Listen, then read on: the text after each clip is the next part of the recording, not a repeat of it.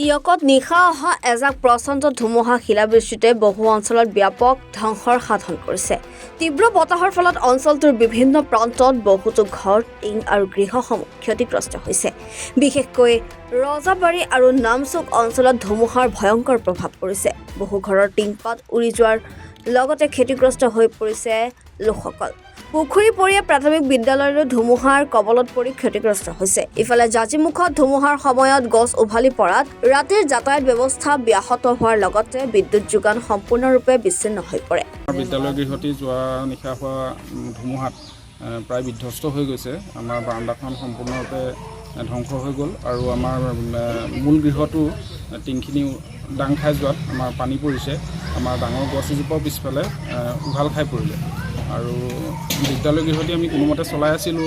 ধৰক প্ৰায় পুৰণা বিদ্যালয় গৃহ এটা 40 বছৰমান হ'ল। আমি নতুন এছিয়াৰ ইতিমধ্যে লাভ কৰা নাছিলোঁ আৰু আমাৰ ইনফ্ৰাষ্ট্ৰাকচাৰ যি দুই পইচা আমি পাইছিলোঁ, প্লাছ আমাৰ ৰাইজৰ সহযোগত যিখিনি আমি কৰিব পাৰিছিলোঁ, আমি টিং চিং সলাই কামখিনি চলাই আছিলোঁ।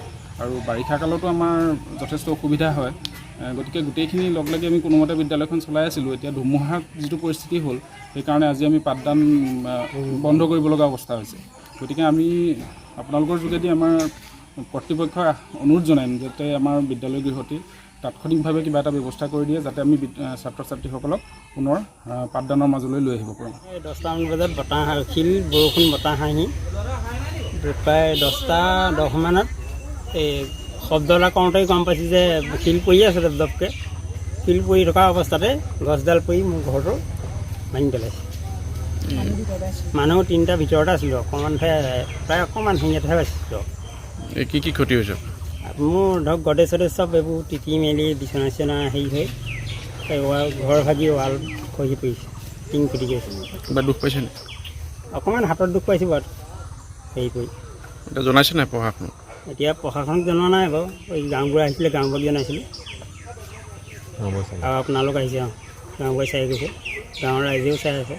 আমাৰ খেতি বাতি কৰিহে যেনে তেনে খেতি কৰি হাজিৰা কৰি ঘৰটো বনাইছিলোঁ।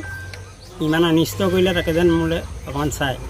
ইয়াত কিমান আপোনাৰ গাঁৱত আৰু কি কি ক্ষতি হৈছে? আৰু আমাৰ গাঁৱত আৰু কেইবাঘৰো ঘৰ ভাগিছে, টিং ওলাই নিছে, গছ পৰিছে, এনেকৈ বহুতৰ ক্ষতি হৈছে। টিয়কৰ পৰা উৎপল জ্যোতি খাউণ্ডৰ ৰিপৰ্ট, এনি ভাৰত 24।